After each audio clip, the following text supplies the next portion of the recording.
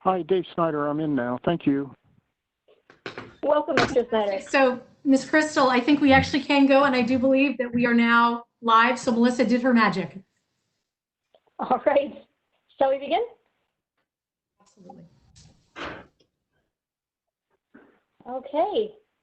Well, thank you very much. Pending any further comments from our executive director and hardworking team, I'm going to go ahead and kick us off. This is Katie Crystal speaking. I am the chair of the Northern Virginia Transportation Commission. Welcome to our June 4th meeting. I'd like to note that we are starting the meeting at, by my clock, 7:06 p.m. Given the ongoing public health emergency of COVID-19, we are conducting this meeting electronically. We are able to do so because Governor Northam signed into law on April 22nd a legislative amendment to the budget bill that allows public bodies to meet electronically without a physical quorum present to discuss or transact the business statutorily required or necessary to continue operations of those public bodies. NVTC staff have followed the procedures and the guidelines in the legislation to accurately give notice to the commission, to the staff, and to the public. Commissioners and participating staff have called in using audio teleconference, and the meeting is simultaneously being broadcast to the public on YouTube. Commissioners have the option to use video or audio only. I am enjoying seeing the faces of those of you who opt to share video, so we appreciate that. I want to take a moment and thank very much the Commission staff for making this virtual meeting possible. Only the staff who are needed to participate directly in the meeting are on this call, but we also have multiple staff members working behind the scenes to make sure the meeting is running smoothly and live streaming to the public. So thank you. Each of you as commissioners have been provided a scripted agenda, and that provides important information on the logistics of participating in the meeting, as well as the order for roll call votes. Please do try to follow along. That will help us move along expeditiously, particularly when taking those votes. I want to review the following procedures just briefly.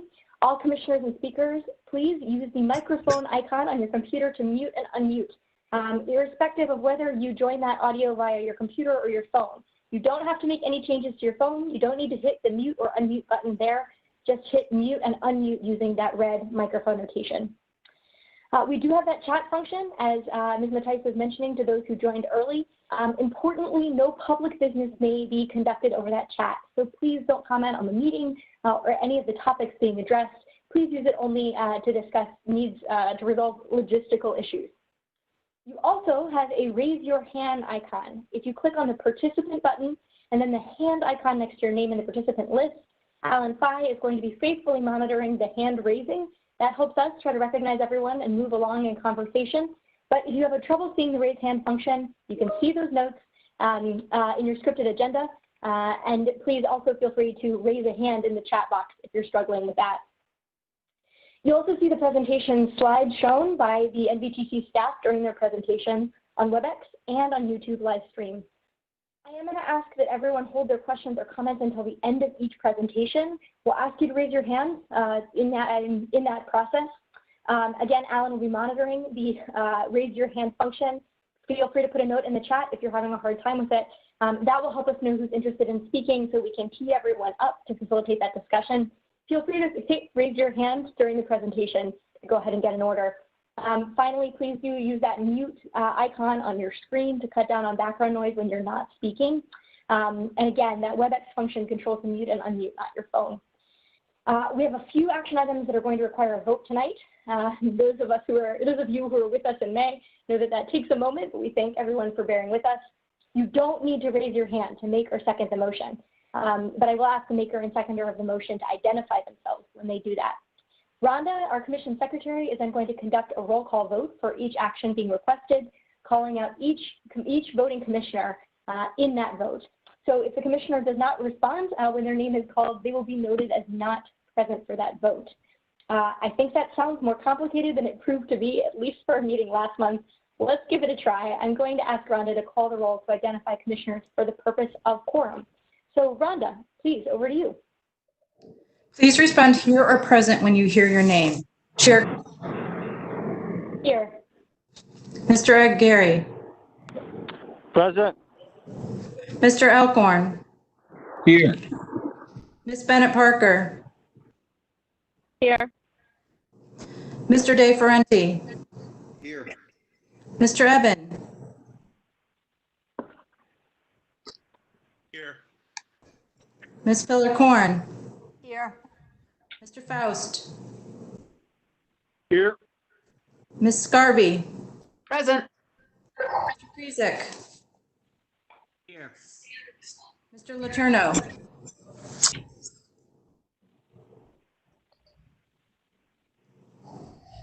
See him. Mr. McKay, Here. Mr. Meyer, Here. Ms. Palchik, Present. Mr. Reed, Present. Mr. Smedberg,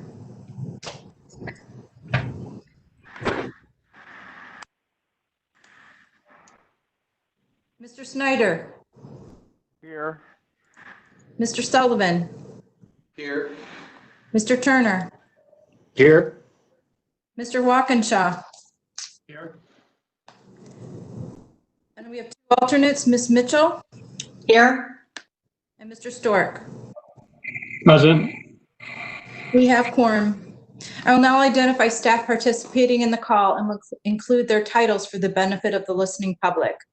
We have Executive Director Kate Mattice, NVTC Commission Secretary Rhonda Gilchrist, Director of Finance and Administration Scott Kalkorff, Director of Programs and Policy Alan Fye, WMATA Programs Manager Andrew DeVetter, Transit Technology Program Manager Patricia Happ, Transit Resource Center Program Manager Dan Goldfarb, Web and IT Manager Melissa White, Program Analyst Matt Chang, NVTC Legal Counsel Steve McIsaac, NVTC Legislative Liaison Amy Perrin-Seibert, Acting VRE Chief Executive Officer Rich Dalton, and WMATA's Virginia Government Relations Officer Greg Potts. I'll turn it back to the chair. Thank you very much, Rhonda. And before we formally begin the business of today's meeting, I wanted to take a moment to recognize the demonstrations for racial justice ignited by the murder of George Floyd that have been taking place across the United States and across Northern Virginia. Systemic racism and the opportunity to confront it is present in every feature of our lives, and that includes transportation. Throughout our American history, public transit has been the site of race-based violence, like the killing of Oscar Grant on the BART system, and the confrontation of civil injustice with the Montgomery bus boycott. Public transit should also be an opportunity to further racial justice in our region. Transit should be a fulcrum for denser, more affordable housing to confront our history of housing segregation. Transit should be a tool for environmental justice, providing a more sustainable alternative to the vehicle emissions that have a disparate impact on the respiratory health of our Black and Brown residents. Transit should be the public investment that drives equal access to education and jobs by addressing a half-century legacy of racial exclusion and displacement of highway infrastructure projects. I know that we're each reflecting deeply about how to use our positions of power to make meaningful change for racial justice within our own jurisdictions and across the Commonwealth. And we have an opportunity here too, as Northern Virginia Transportation Commissioners, to help build that more just society for which so many are powerfully demonstrating right now. I wanted to invite the other officers to share thoughts if they wanted to add them. Vice Chairman Aguirre, I'll start with you.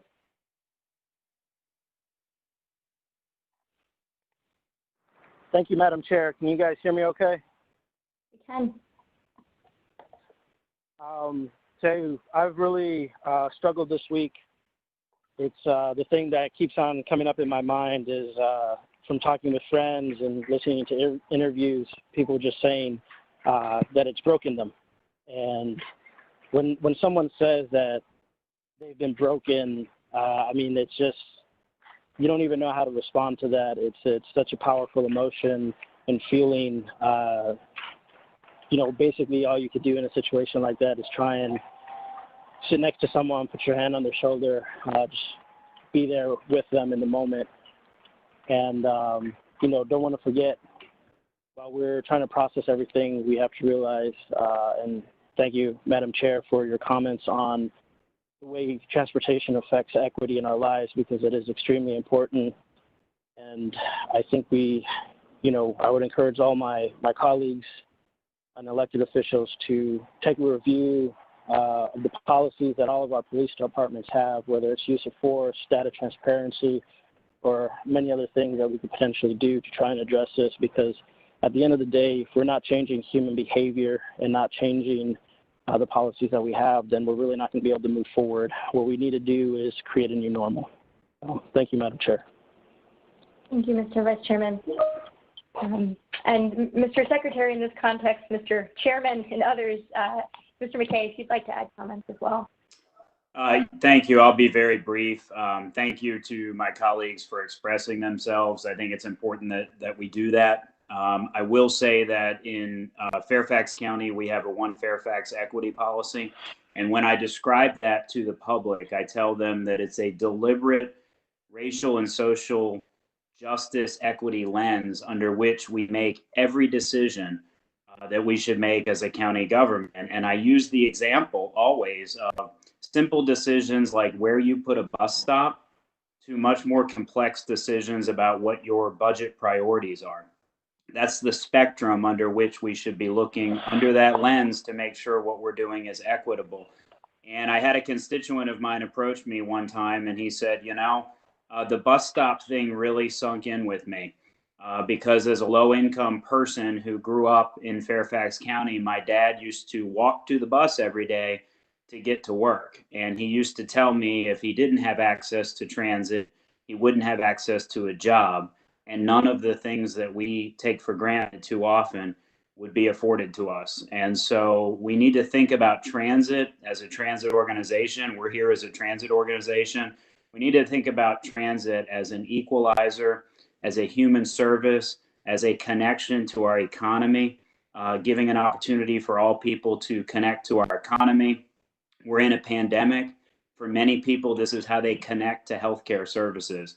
And so if we really are to build a bridge forward towards racial and social equity, a key component of that is how we think about transit and how we factor transit into literally what could be a life-changing situation for so many families in Northern Virginia. And so as we reflect on this hard time, all of us are doing that. We need to move forward with these thoughts in mind intentionally as we make policy decisions and things as simple as where we put a bus stop. And so thank you for giving me a moment to express that and to remind ourselves of the enormous important task that all of us as elected officials have to promote equity. Thank you very much, Mr. McKay.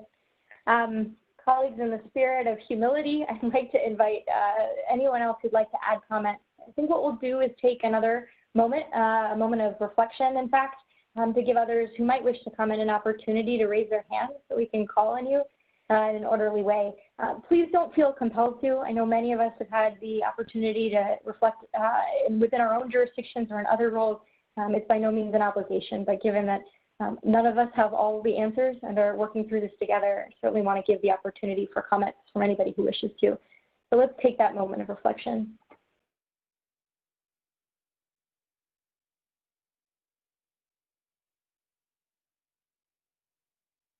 Madam Chair. Please.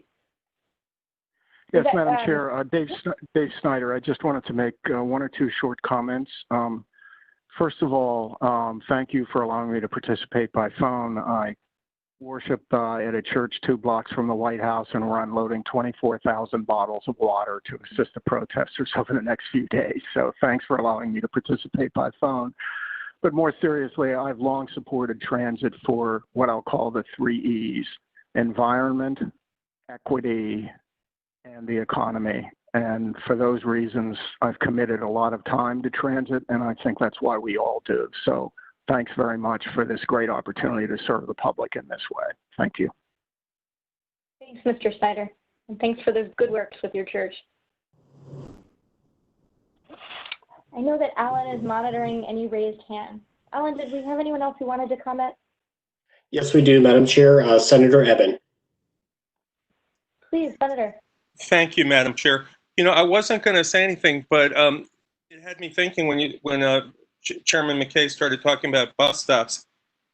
We passed a bill this year that actually said that the Arlington-Alexandria transit line would not be segregated anymore. We had acts of assembly from the 1890s in Virginia that explicitly said that bus lines in Arlington-Alexandria, I think it might have been called trolleys, were to be separated by the races. And it just, it's hard to believe some things like that are symbolic.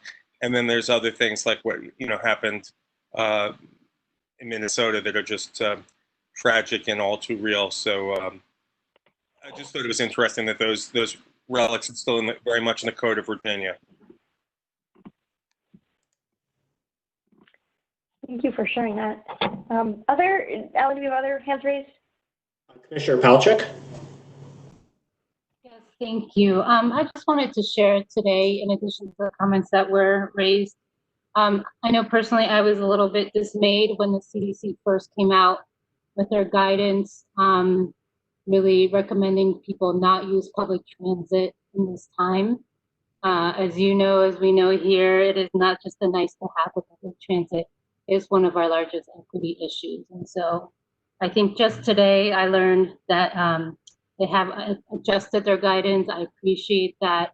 I don't know if we, as NVTC or regionally have planned communication around this. I really hope we can get the message out that transit is critical and that we know many employees, it is their only option of transportation, and that we can share the updated CDC guidance. I just wanted to share that. Yeah. Thank you so much, Commissioner Palchik. Commissioner Turner? Mr. Turner, please.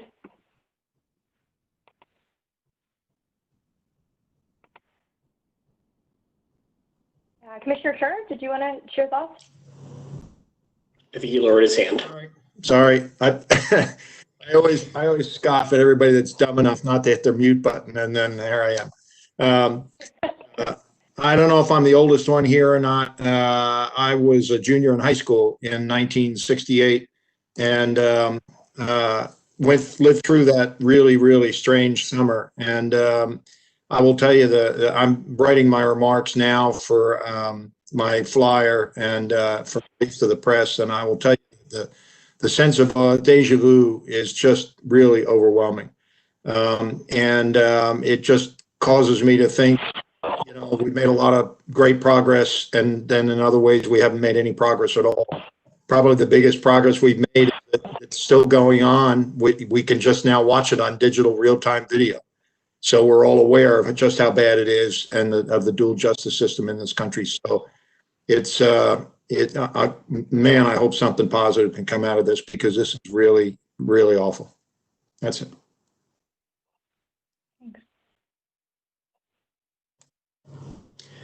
There are no other hands raised, Madam Chair. Thank you so much. Well, thank you, colleagues, for the opportunity to share and reflect at a meeting today with the members of our NAACP chapter in Arlington. Our chairman basically exhorted us, the chairman rather of the local chapter exhorted us that we have to do something substantive to show that we're serious about change in the wake of this national tragedy and national uprising. And that's weighing heavy on my mind, not only with regard to policing in our community, but in fact with regard to everything we do, transportation included, from where bus stops are placed to the long legislative history of segregation embedded in this important piece of our lives here in the region. Thank you all. We'll go ahead and proceed with the rest of our business meeting now. I trust that everyone had the chance to review the agenda. In addition to recognizing 4 new commissioners, we have some action items tonight, including a resolution to support us meeting electronically, which we are doing, approving the staff to send a letter that it certifies receipt of certain documents from WMATA that are required by the state code, the appointment of Matt Ferranti as a commissioner to the NVTC WMATA committee to represent Arlington County on that committee, and 5 VRE actions, including 4 rail agreements and an amended parking agreement. The rest of the meeting agenda is presented on the screen now for your reference. We would like to begin with the oath of office for new commissioners. This is tremendously exciting. I'm so pleased to share. On May 14th, Speaker of the House, Eileen Feller-Corn, appointed 4 new commissioners to NVTC to fill the vacancies from the House of Delegates. Speaker Feller-Corn has appointed herself. We are thrilled that she's joining us, as well as thrilled to welcome Delegate Paul Krizek, Delegate David Reed, and Delegate Rip Sullivan to serve on the commission. These 4 new commissioners were officially sworn in as commissioners earlier this week, but as is our custom, we would like to administer a ceremonial oath of office to welcome them to our commission. It is not generally our custom to do this virtually. Nevertheless, the ceremony persists. So I would like to invite Speaker Feller-Corn, Delegate Krizek, Delegate Reed, and Delegate Sullivan. If you could please raise your right hand unmute yourself and repeat after me. I do solemnly swear that I will support the Constitution of the United States and the Commonwealth of Virginia. I do solemnly swear that I will support the Constitution of the United States and the Commonwealth of Virginia. And that I will faithfully discharge all the duties incumbent upon me. And I will Faithfully discharge all the duties incumbent upon me. As a member of the Northern Virginia Transportation Commission. As a member of the Northern Virginia Transportation Commission. According to the best of my ability. According to the best of my ability. All right. Thank you so much. I think that was a beautiful sound despite the challenge of the virtual nature. We are truly thrilled to have you for. We know that you're playing tremendous leadership roles in general in the General Assembly, but also on the issues of transportation, including Metro, VRE, and other issues close to our heart and close to the business we do here. And we are thrilled to welcome you as commissioners. Okay, so as we did last month, we have a resolution related to conducting an electronic meeting. The commission also received public comment during a declared state of emergency, and commissioners will be given a chance to speak to those public comments. I am going to invite Ms. Mattice if she could provide a little bit of background on both of these items, why we're doing a resolution and why we are taking public comment in this unique way now. Thank you, Madam Chair. And I was getting notes from a couple of commissioners. I know there's a big storm going through the area, so I hope power holds for everybody. And I have a very scared dog right next to me if you see my arm. So thank you for that. Indeed, we have Resolution 2410, which is finding need to conduct the June 4th, 2020 meeting electronically. It's identical to the resolution that we passed last month, with the exception of changing the date for tonight. So what this does, it allows NVTC to confirm that Governor Northam's declared emergency makes it both impractical and unsafe for the commission to assemble in a single location today and to discuss and transact the business of the commission. And furthermore, the resolution states that the items on this meeting's agenda are statutorily required or necessary operations of the commission and the discharge of the commission's lawful purposes, duties, and responsibilities. And I do have a second part about public comment. If you'd like to introduce that at the same time. I did want to mention that according to the legislation by the governor, is that a public body or governing body does need to provide the public an opportunity to comment.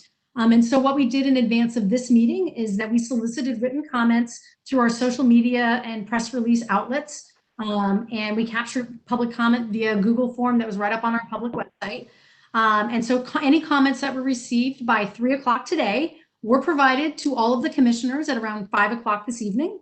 And as of the deadline, we had received one comment regarding the acceptance by WMATA of Silverline Phase 2, and that's been passed along, and that's been provided to all of the commissioners this evening. All right. Thank you, Ms. Mattice. I think that was a very helpful summary of these two items. I am going to open it up for questions or comments about either the resolution. Again, this is nearly identical to what we adopted last month with only a change in date, or questions about the public comment. And just to highlight for those of you who perhaps didn't have an opportunity to read it, we appreciated the comment coming in with concern about, in particular, the concrete panels, the expense and efficacy of the mitigation to the cracks in the concrete panels regarding the Silver Line and Metro's acceptance of the Silver Line, or that those panels being placed by the contractor. That happens to be a topic we've covered in some depth here at the commission, but if anyone would like to raise questions about it, again, this is certainly a good opportunity to do it. And we very much thank the member of our public who took advantage of those protocols that Ms. Mattice described to participate and contribute those concerns, which are very good ones. Okay, so if you have a question, I'm going to ask all to raise hands again. We'll give a minute, and then Mr. Fye will turn to you to let me know when anybody has a hand up.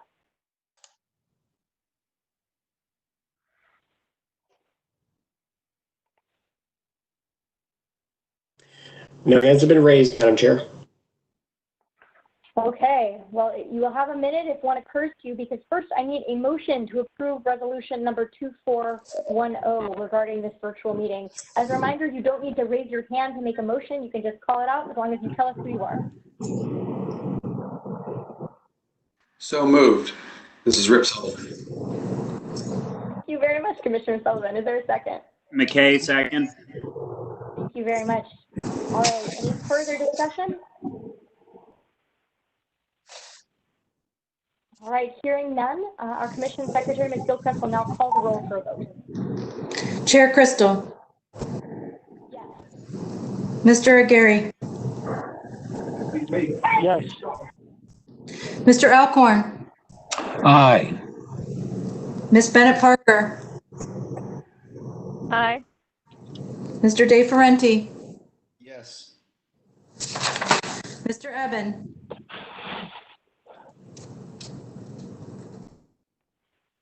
Mr. Eben? Ms. Corn.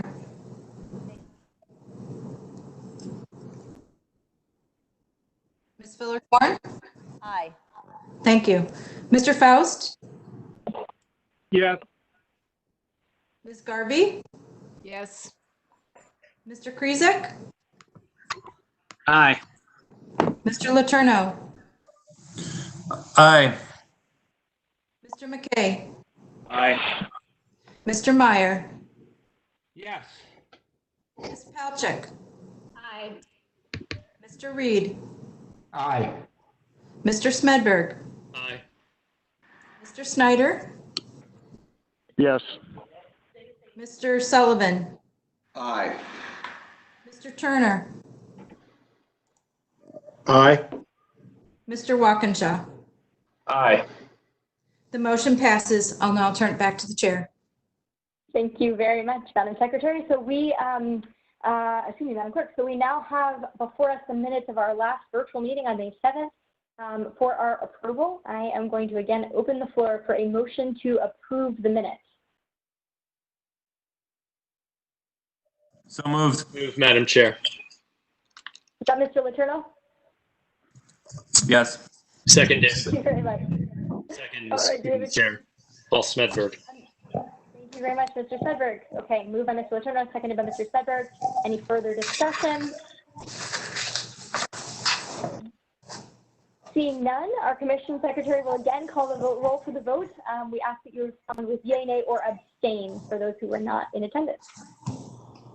Chair Crystal? Aye. Mr. Gary? Aye. Mr. Alcorn? Aye. Ms. Bennett Parker? Aye. Mr. De Ferrenti? Aye. Mr. Eben? Aye. Ms. Filler-Corn? Abstain. Mr. Faust? Aye. Ms. Garvey?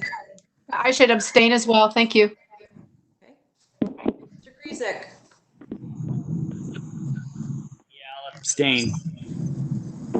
Mr. Letourneau? Aye. Mr. McKay? Aye. Mr. Meyer? Aye. Ms. Palchik? Aye. Mr. Reed? Abstain. Mr. Smedberg? Aye. Mr. Snyder? Yes. Mr. Sullivan? Abstain. Mr. Turner? Aye. Mr. Walkinshaw? Aye. The motion passes. Boy, you don't realize how big a 22-member commission at full strength is until you have to do 2 roll call votes in a row. Thank you, Ms. Gilchrist. Okay, colleagues, we have before us our consent agenda. There are 2 items on there. The first is to authorize Ms. Mattice, as our ED, to send a letter that certifies receipt of documents from WMATA. Those are the documents required to be sent to us at the Commission by state code. We also have the action to appoint Matthew Ferrenti to the WMATA committee to represent Arlington County. Wearing my other hat as one of the commissioners from Arlington. I am delighted that this is before us. We do not have staff presentations on either. They are relatively straightforward, and I believe there are descriptions in your meeting packets, but our staff are available to answer questions if needed. So let me pause, give folks who may have questions about either of those items an opportunity to raise a hand.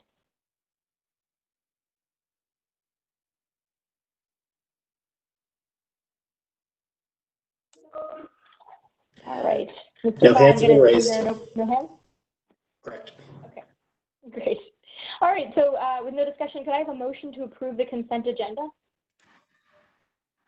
So moved, Sullivan. But was that Delegate Reed? With the motion or Delegate Sullivan?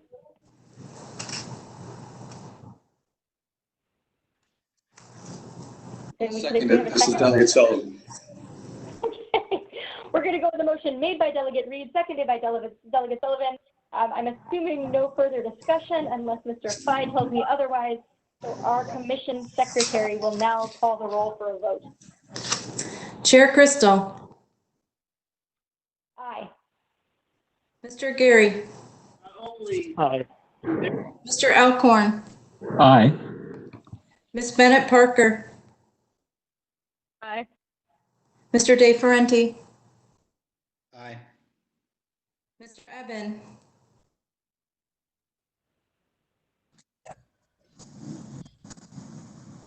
Ms. Filler-Korn. Aye. Mr. Faust. Aye. Ms. Garvey. Aye. Thank you. Mr. Krizik. Aye. Mr. Letourneau. Aye. Mr. McKay. Aye. Mr. Meyer. Aye. Ms. Palchik. Aye. Mr. Reed. Aye. Mr. Smedberg. Aye. Mr. Snyder. Yes. Mr. Sullivan. Aye. Mr. Turner. Aye.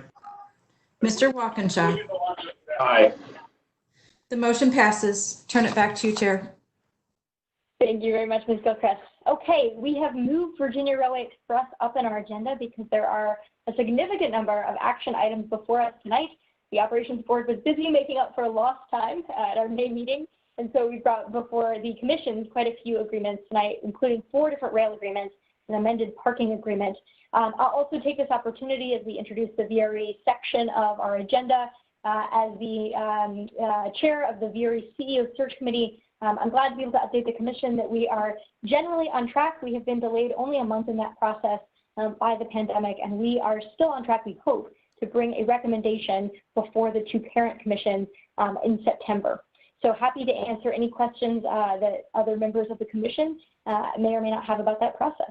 So I am going to actually invite our acting CEO, Rich Dalton, to give his report, who will then be followed by VRE Vice Chair, Elizabeth Bennett Parker, who's going to be presenting all of the action items for us. Then we will open it up for questions and comments from commissioners. Quick encouragement, you can mute your phone when you're not speaking. That would help us very much indeed. Okay, so after Ms. Bennett Parker presents the action items and allows for questions or comments, if there are no objections, I will then move into, I will suggest that we entertain a motion to approve all those action items as a block and take one roll call vote to spare everyone for all together. And if any commissioner would like to vote separately on any of the action items, we want to afford an opportunity to do so. So please just let us know by raising your hand as we get close to those votes. So again, we'll hear from Mr. Dalton. Ms. Bennett Parker will be presenting all of our action items for us, questions and comments. And again, would love a motion to entertain those as a block if possible, if there are no objections. So Mr. Dalton, welcome. Thank you for joining us virtually. I'm going to turn it to you to give your report.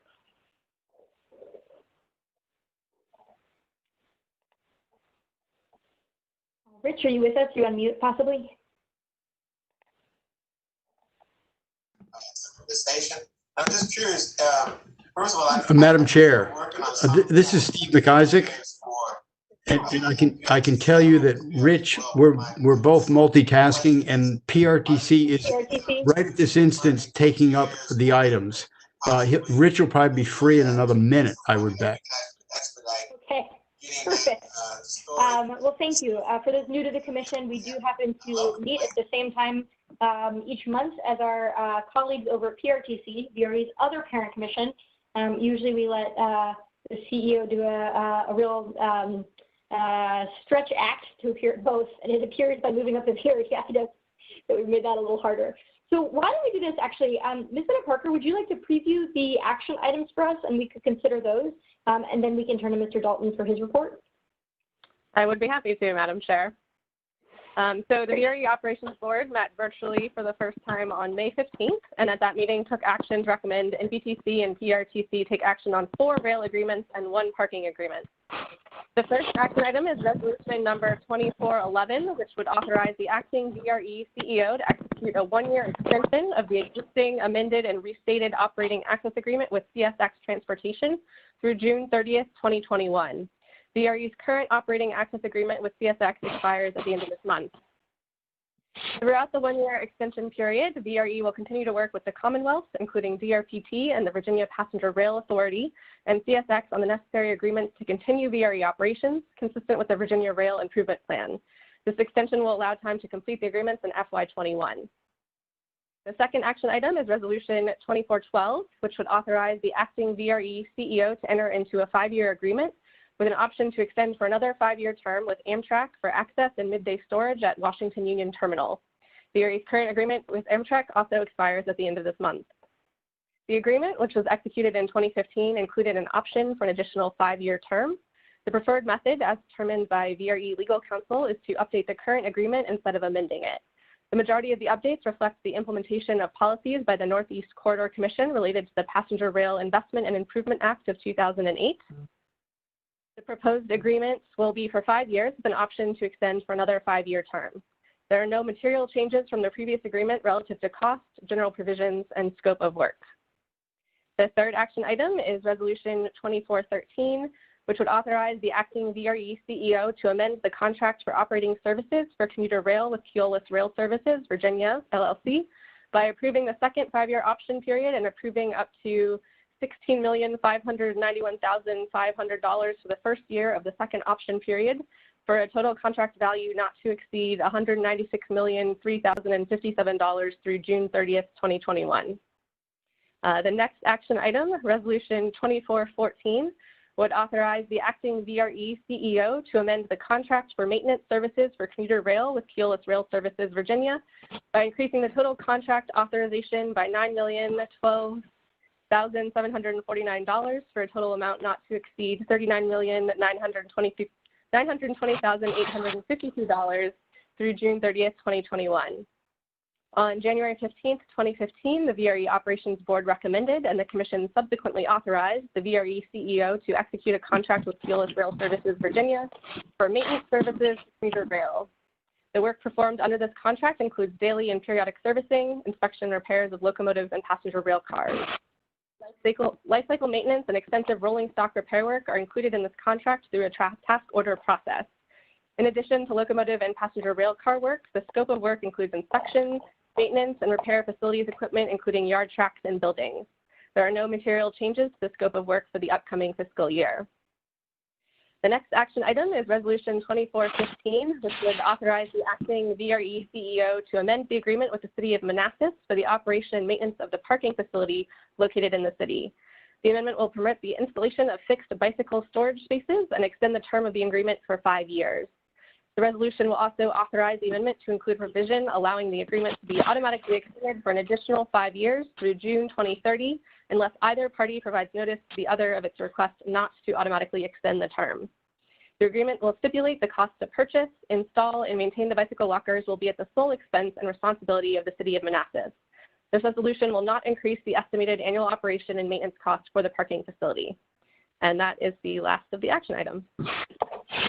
Thank you so much, Ms. Bennett Parker. So a fairly important month and set of items for VRE, including where we run our cars, who operates them, where they're stored midday, and how Manassasites, anyway, where they park when they get to our train. So glad to have these opportunities. Again, I'm going to entertain a motion to bring these as a block. Why don't we start with a motion, and then if there are objections, we can consider them separately. But a motion to entertain these items all together. Phil Corn, so moved. Second, Delegate Reed. I think I heard Delegate Reed get in there on the second, so we'll get it. Yes. All right. Again, we'll use the hands raised function. Could you please raise your hand if you have questions about any of these action items, or if you'd like to propose that we consider any separately from the main motion?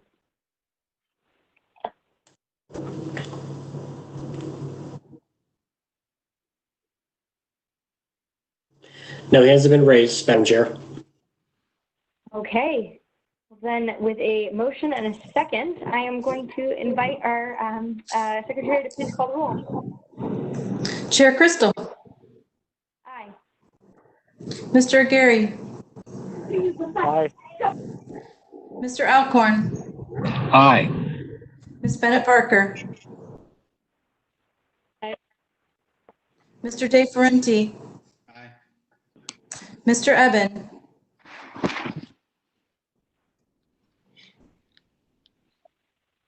Ms. Filler-Korn. Aye. Mr. Faust. Aye. Ms. Garvey. Yes. Mr. Krizik. Aye. Mr. Letourneau. Aye. Mr. McKay. Aye. Mr. Meyer. Aye. Ms. Pelchik. Aye. Mr. Reed. Aye. Mr. Smedberg. Mr. Snyder. Yes.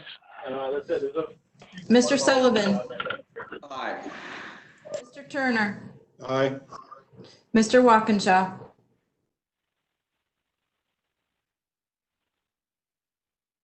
The motion.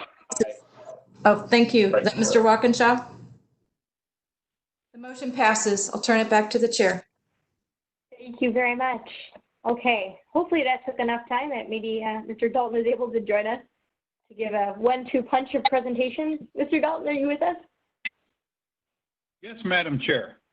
Welcome. Thank you. You would not believe, but the timing just worked out perfect and maybe not perfect. Those same items came up at the PRTC meeting. Looks like the exact same. I'll have to give Chairman Franklin a hard time next time I see her for taking you away. There you go. Again, thank you, Madam Chair. Good evening, Commission members and others. You have the CEO report in your package, so I will simply update you on a few key topics. VRE continues to operate at a reduced service level since Northern Virginia entered phase 1 on Friday, May 29th. We have seen ridership slowly increase to slightly over 600 average daily rides per day, and that continues to tick up slightly. On-time performance for the month of May was 93% system-wide. For the month of June, we will continue the installation and placement of graphics and signage at station platforms and onboard trains to support social distancing. As ridership grows, VRE can lengthen existing trains and add trains up to our normal service level to further manage social distancing. Hand sanitizer dispensers will soon be available on board all VRE trains and at stations. Passengers will find them on the platforms, in station waiting rooms, and near the priority seating on trains. We continue to remind our passengers of the importance of good hand hygiene through social media and soon with additional signage on trains and at stations. Face coverings are mandatory on all VRE trains consistent with the Governor's Executive Order 63. Since March, VRE trains have been cleaned and disinfected after both morning and evening services. We are currently implementing enhanced cleaning and disinfecting processes through the use of electrostatic applications. Additionally, enhanced cleaning and disinfecting practices continue at VRE facilities, specifically the warehouse, headquarters, and other office locations. And finally, to date, no positive COVID-19 cases to report. VRE staff continues to work remotely. All business functions are fully operational as we continue to maintain a continuity of operations. Our contracted service providers continue to provide the frontline services necessary to continue VRE operations and all support functions. Finally, we continue to scenario plan and refine FY 2021 projections for ridership, revenue, and expenses, and I will continue to share with the VRE Operations Board these projections, including strategies for recovering lost revenues and other relative information, and update you accordingly as well. That's the end of my report, Madam Chair. Thank you very much, Mr. Dalton. Let's pause then in case there are any questions for Mr. Dalton. Please do use that hand raise feature. Mr. Dalton, while we're waiting, I'll ask you, you shared that ridership has started to tick back up to about 600 riders a day. For context, could you share with us, generally speaking, in non-pandemic times, what average daily ridership is? Average daily ridership prior to COVID-19, let's just go back maybe end of February, first part of March, we were in the low 18,000 average daily riders per day. So this, you know, we're still about 95% down. The key point there is that with the opening up of the different you know, regions within Virginia, riders, you know, DRE is a choice. Obviously, we want DRE to be the preferred choice, and we are working towards that. It'll be likely a gradual increase over the next few weeks, months, and we are preparing to bring those riders back in a safe and healthy way. Thank you. Mr. Pai, do we have any other questions? No other questions, Madam Chair. Okay. You are an easy crowd tonight. All right. Well, we'll test how flexible everybody's going to be, or willing to let a chance for questions go. Everyone will be their next item. We're going to move into our WMATA report. We have just 2 items on WMATA tonight compared to last month when we had maybe about 5 or 6. So I'm actually going to propose that we do those 2 updates together. The WMATA COVID-19 response and report of the WMATA board members. And then I'm going to give a quick update about the 3% cap working group. So I'm going to propose we do both of those presentations and open the floor for questions on both. As a reminder, feel free to raise a hand at any point during the process. In fact, that does me a favor because then we have folks in the queue already ready with questions. Okay, so I'm going to turn to Mr. Smedberg as the Commonwealth's representative on WMATA and Mr. Letourneau as ours, Northern Virginia and NVTC's, to please give a brief update on current activities at WMATA, both in terms of the response to the COVID-19 public health emergency, but also any other reports on board action. So Mr. Smedberg and Mr. Letourneau, I'll leave it to you for who wants to go first. Thank you, Madam Chair. Madam Chair, I think what we'll do is we'll give an update on the COVID response first, just to give a brief update on that. And then Matt and I will give an update on some of the activities of the board over the last couple of weeks. First, update on the operating budget, and then Matt will do an update on the capital budget and some of the Silver Line issues. So does that sound good? Great. Okay. So WMATA remains in phase 3 of its pandemic response plan and continues to discourage the use of the system except for essential travel. On May 14th, in alignment with local jurisdictions, WMATA also required the use of face coverings or masks on the system. Last month, WMATA staff presented its 3-phased recovery plan to the WMATA board. WMATA has implemented its stabilization phase of the plan to provide enough service to accommodate a limited number of non-essential work travel. This fall, WMATA anticipates implementing the managed reentry phase as jurisdictions begin to relax social distancing policies with improved headways on Metro Rail and expanded service hours on Metro Bus. Metro aims to keep service ahead of demand and needs your help in this servicing plan. WMATA staff have released a survey for employees to share with their organizations' return to work plans. This helps WMATA determine changes in demand for Metro Rail and Metro Bus service. And just so you know, this is something that is very important because people have this, I think, misperception about WMATA and how they can quickly turn service. We really do need, or staff does need time to really plan for this. In fact, it takes a number of days, if not weeks, to really plan for this switch over in demand or increase in demand. So filling out those forms, and we'll be in constant contact with the jurisdictions to help us along with that effort. And the final phase of the plan is the recovery phase and a return to pre-pandemic service levels. This phase is expected to occur in 2021 when social distancing is no longer necessary due to either herd immunity or the discovery of a vaccine. So that is a brief update. Matt, did you have anything else you wanted to add to that update? Nope, not on that stuff. Okay. Madam Chair, do you want to open it up to questions, anything about that, or do you want us to move on to our next part? I think it probably makes sense, given the slight unwieldiness of questions, to move through all of our WMATA items and then entertain questions all together. Okay, perfect. So next, I'll go ahead and update folks. So the WMATA board approved an amendment to the FY 2021 operating budget. This amendment budget utilizes all of the $876 million in CARE Act money available to WMATA. As we discussed at the May Commission meeting, WMATA is providing a one-time $109 million credit to local jurisdictions intended for their local transit operators. As part of the recent actions taken by the WMATA board, WMATA is using $221 million in CARE Act in the FY20 budget to offset revenue losses. WMATA does not anticipate needing any additional funding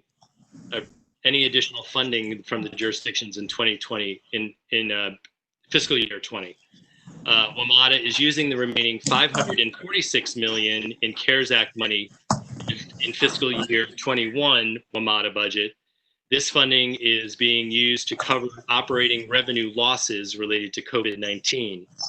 As a result of the CARES Act funding and other cost-saving measures taken by management, WMATA will provide a $143 million one-time subsidy credit to all WMATA funding partners. This credit is in addition to the credit I mentioned earlier, and this recognizes that WMATA's funding partners also face declining revenues to the tax streams that they have used to fund WMATA in the past. Lastly, this budget refers for 6 months all service and fare changes which were originally approved by the WMATA board and plan to take effect on July 1st. WMATA board reserves the right to revisit or further defer these changes depending on the conditions in the future. So that concludes the update on the operating budget. Now I'll turn it over to Commissioner Letourneau to give an update on the capital funding agreement. Yes, and so as far as the CFA is concerned, the WMATA board approved a one-year extension of the CFA with the WMATA compact funding jurisdictions. This actually has to go back to each governing body. So when you see this, those of you who are in local government, when you see this on your agendas, you'll know why. This is actually the first capital funding agreement that has Loudoun County in it. So that is one of the changes, but staff worked together on this and everybody was comfortable with it. Beyond that, the board also approved an amendment to the Potomac Yard reimbursable project agreement to provide access to the station from the southwest. The Safety and Operations Committee board itself continues to receive updates on Silver Line Phase 2. There's a couple of maybe notable things since our last meeting to share. I think the top line is that as far as the WMATA board is concerned, we have not changed from a budgetary standpoint or a planning standpoint our expectations regarding the Silver Line. I had flagged both for the committee, the WMATA committee, and for the full commission that this was a topic under discussion at WMATA. But based on where the Airports Authority is with the project and their expected completion, substantial completion of December this year, the WMATA board has elected to move forward with the funding to begin ramp-up operations in fiscal year 21 starting in July. There are still several outstanding issues. There are a total of 12 issues identified. 4 of those have been completely resolved. 5 of them, there is agreement on the resolution and they are currently being addressed. And then there are 3 that are outstanding. One of those that is outstanding, referencing the comment we received from the public, is related to the concrete panels. As far as that is concerned, the Inspector General, as I've mentioned, is doing an inspection of all 700 panels. The contractor is now in Virginia in order to do that, which is good. This was a New York City-based contractor, so that was a bit of a holdup for a while. And that work should be continuing or starting early this month and then hopefully wrapping up next month. and that report will be provided to the WMATA board. So if everything goes according to plan, then we would potentially be looking at revenue service sometime in the late spring, early summer of next year. But that schedule will be refined as things progress. Maybe just the last thing I'll say, I didn't say anything at the beginning of the meeting, knowing I had this opportunity, but Chairman Spedberg, myself, and other members of the WMATA board are definitely aware of the role that WMATA can play in addressing inequity, and particularly the populations that we serve and the opportunities that we have to continue to prioritize that in the work that we're doing. And I think we've even seen that over the COVID pandemic and our ability to continue to provide bus service into communities that really need it. And so that's something the board itself continues to speak about. The general manager also had some words for the staff recently in the last few days as well. So I just wanted to mention that that was something on our minds at WMATA as well. I think that concludes my report, Madam Chair.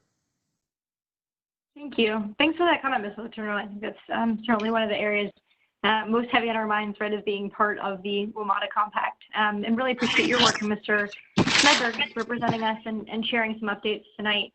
Again, as I mentioned, I think it makes sense to go through all of the WMATA items and then lead to questions on all those topics. So I'm going to just give a very quick update about the 3% working group. So we introduced this topic last month. The Commonwealth budget for this fiscal year actually directs the NVTC chair, i.e. me, to convene a working group to review the impact of the 3% cap on WMATA's operating assistance payments.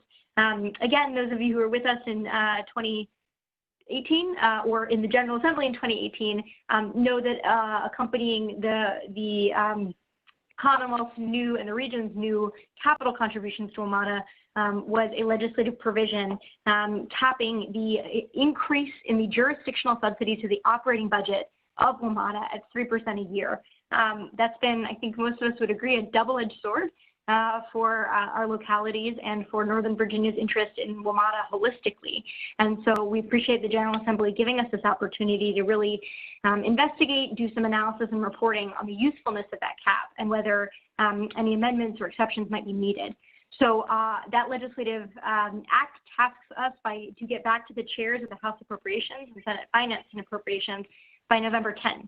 So again, consistent with the update last month, our staff sent formal invitations to proposed members of the 3% operating cap and began the work reviewing working group members to start gathering input since our last meeting. So the members of that working group are myself as the chair of NVTC, Kate Mattice acting as our vice chair, Jennifer Mitchell, the DRPT director representing the Commonwealth, and then the following senior level transportation officials, familiar names I'm sure to commissioners, Jan Lambert from the city of Alexandria, Dennis Leach from Arlington County, Tom Bashazi of Fairfax, Wendy Block Sanford, City of Fairfax, City Meester, City of Falls Church. And there's one correction from your printed materials. Penny Newquist is going to be representing Loudoun County. We had some conversation last month about the private sector stakeholders and how to ensure a diversity of perspectives. So delighted to share that invitations have been accepted by Clayton Medford, representing the Chamber of Commerce for Northern Virginia. Randy Minshew, well known to all of us, is a former member of the Virginia House of Delegates and former commissioner. Stuart Schwartz of the Coalition for Smarter Growth, and Jason Stanford, representing the Northern Virginia Transportation Alliance. So some good minds at the table, real subject matter experts on WMATA, and certainly on that 3% operating cap and what it's meant for jurisdictions and the region's interests in WMATA. Kate, did you want to add anything about the 3% working group? I know your staff has been hard at work conducting these conversations and starting to synthesize what they're hearing. So yeah, thank you, Madam Chair. Just real quick, indeed, it's been a busy couple of weeks, but I am happy to announce that we've actually conducted initial phone interviews with everybody on our working group.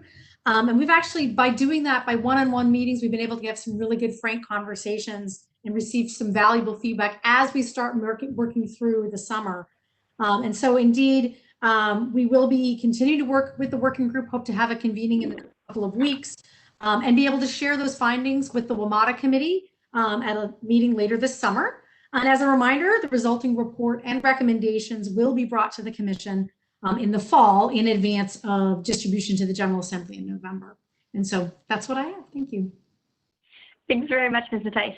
So just a reminder that the NVTC WMATA committee, as with all of our committees, are open to any member of the commission that might wish to participate. So if this is a topic you're interested in, the 3% operating cap, but you are not a member of the WMATA committee, I'm sure our chair of that committee, to whom I will turn next for an update, would welcome your presence. And of course, do feel free to reach out to me or to Kate on behalf of the staff. If you have thoughts you'd like to share, questions you'd like to ask, or perspectives you want to make sure are included. Okay, so I'm sorry, I lied when I said that was our last WMATA item. It was our penultimate WMATA item because we have perhaps among the most important a report from the chair of our WMATA committee. So I'm going to invite Kanika Aguirre, our vice chair and the chair of that committee, to give a brief update.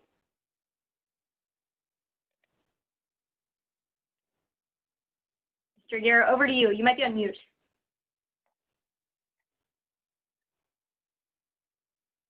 Am I off right now? I think we can hear you faintly. Is this a little bit better? A little bit better, yeah. Okay. So again, thank you, Madam Chair. Very brief. The next WMATA committee meeting is scheduled for July 16th. In addition to an update to the 3% cap working group, the committee will also be discussing the 2020 update to the annual report on the performance and condition of WMATA. And like I said, I'll be brief. That's all I have. Thank you, Madam Chair. All right, the model of brevity. Thank you very much. Okay, so as promised, we will now open the floor for questions on any of those items, whether it is the WMATA board report, the 3% operating cap, the WMATA committee, or any other topic. It would, however, help me if when we call on you, you could let us know who among all of the speakers you would like to answer your question. That could help us get an answer more expeditiously. Okay, Mr. Fye, any questions coming in? Any hands raised? Yes. First, Commissioner Turner. Thank you very much, Madam Chair. My questions are for Matt Turner. Matt, what's the desired outcome, or what's the metric that we're looking for in the inspection of the concrete panels? Are we inspecting them to validate the mitigation efforts as efficacious for the panels? And if so, and they determine that, well, sorry, those mitigation measures aren't going to be effective for the condition of the panels, what do we do then? Well, it's kind of interesting you say that, because I've raised this point a few times. So the panels we're talking about is literally the concrete pieces that exist in the rail pieces, the track pieces that support the track pieces all the way out to the stations. It's not as if you're going to tear it all down and rebuild them at this point, because there is no feasible way to do that. So I think because there are questions about the origin of the concrete, they're looking for cracks, and they're looking, I mean, in my opinion, I think this really ultimately comes down to what sort of mitigation will be needed over the long term regarding the life of the panels. The studies that have been done to date indicate that the life of the panels is still as expected. But this study will give greater insight into the prevalence of cracks and things like corrosion techniques.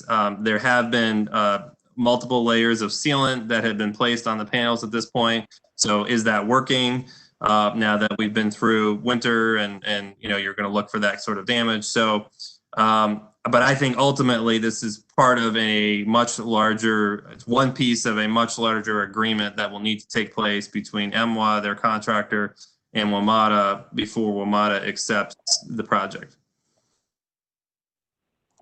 Great, thank you. And if I can ask Chair Crystal, when I read the background material on the 3% cap, what jumped out at me, and I'm new here, so this may be completely erroneous, but it looked to me like we're accepting all the validity out of the 3% cap. If we're going to make so many exceptions for the 3% cap, is a 3% cap viable?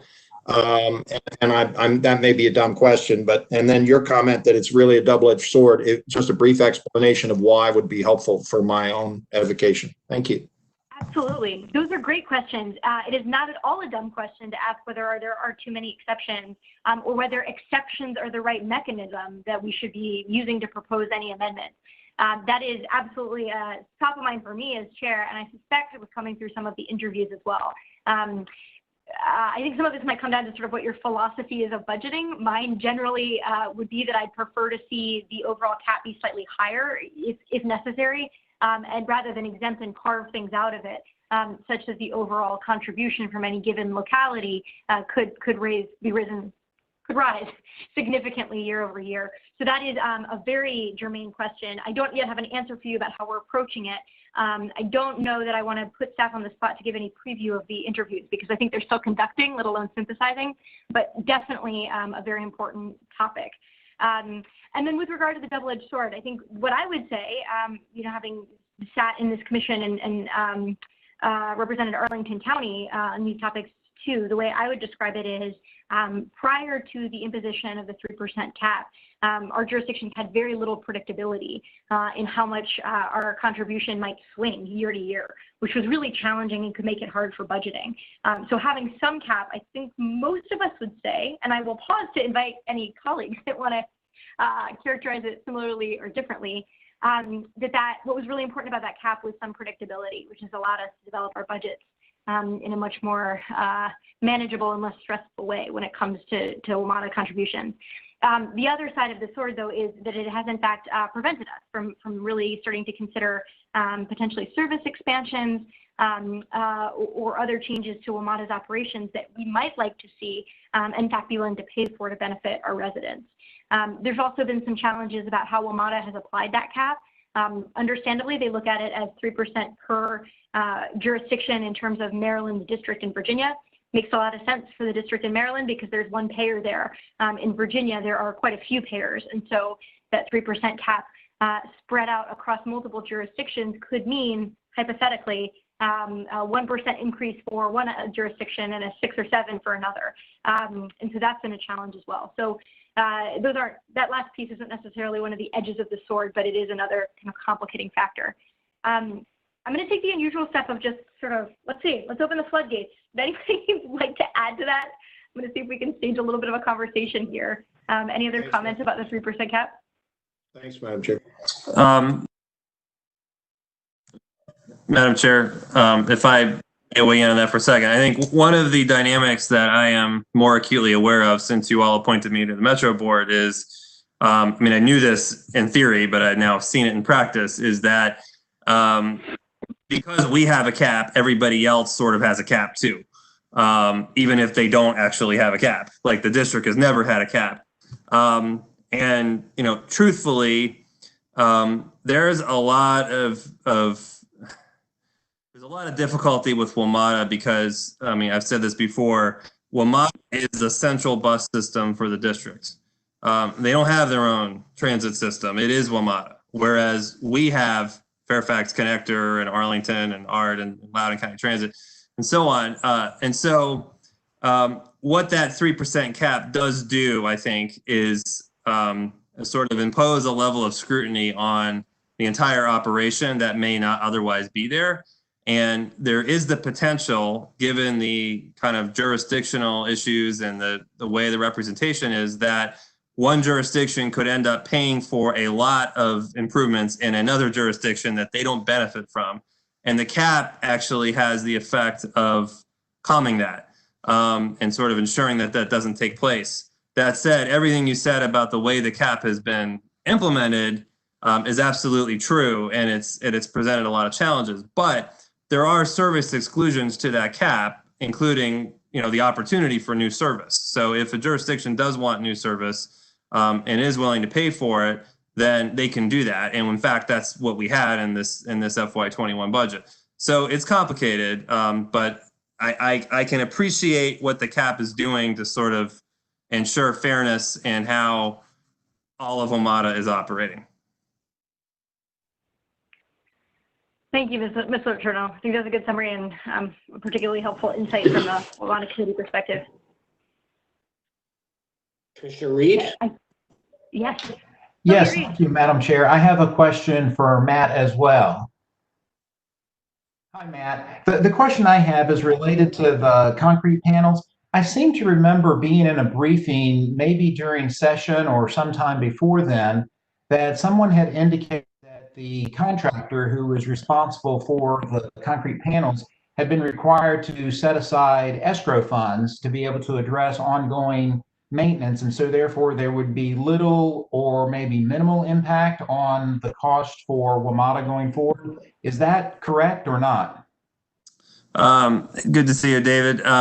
So I think that is what is planned, and Paul, feel free to jump in here too, but that has not been fully negotiated and executed yet. And I think the WMATA board made the decision before I was on it to outsource the issue of the panels to the Inspector General. Now, we have a very interesting Inspector General. Inspector Generals are in the news a lot lately. This Inspector General actually does work for the WMATA, but is independent of the rest of WMATA. So it's sort of a piece of WMATA within WMATA, but not part of WMATA.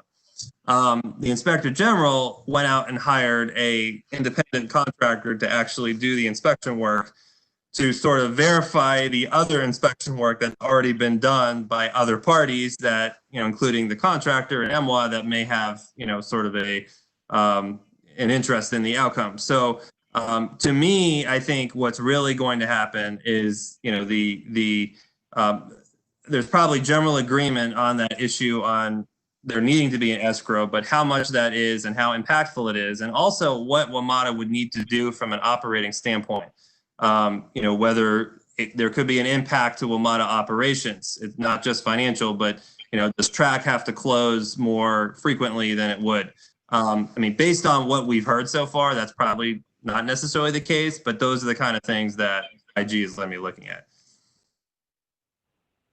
Paul, do you have anything to add to that? Yeah, I don't. David or Delegate Reed, the issues with the concrete and the underlying issues with the concrete, which Matt highlighted earlier, were so significant, or people felt that they were so significant, and that the initial review by some of the other parties was very basic, that, we felt like we really did have to get to the bottom of this in some serious fashion.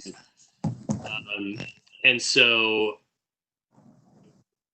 the concrete issue and a whole list of issues. There's a dozen plus issues that are that we're looking at right now, many of which WMATA has been working with the MWA on, and but we are not going to take over a project that we feel is going to any way constrain the operations, the financial viability of the organization moving forward, placing an undue burden on, the states and the district and the local jurisdictions on our side in any, really significant way, because, some of these issues, even beyond the concrete, are very, very significant. And, we have to understand what it is we're accepting here, and the concrete panels is just, an example of that. And I suspect there'll be a lot of discussion and negotiations around, an escrow fund and how large it is, and, what it's used for, et cetera, et cetera. So, there's a lot more to come on that to read, but, we are definitely very focused on, accepting a project that we feel comfortable with, that isn't going to, again, place an operational and financial burden on the authority. Okay, thank you for clarifying that. Yeah. Thanks. Go back to Alan for any other questions. No other questions, Madam Chair. Okay. Well, thank you all. Thank you for the good discussion and something approximating actual discussion in our virtual forum. Okay. Let's move next into our DRPT report, Department of Rail and Public Transportation. Director Mitchell, I'd like to invite you to give remarks and updates. Good evening, everybody. It's good to see you all. Just a few updates. First of all, we did go to the CTB with a workshop item on the 20th, which will also be being brought to the board for an action on June 17th. And as you may have heard many times from Secretary Lane, we expect a new revenue forecast to be available later this summer. And there was a budget amendment that allowed the state to keep the existing 6-year plan in place until a new 6-year plan is adopted.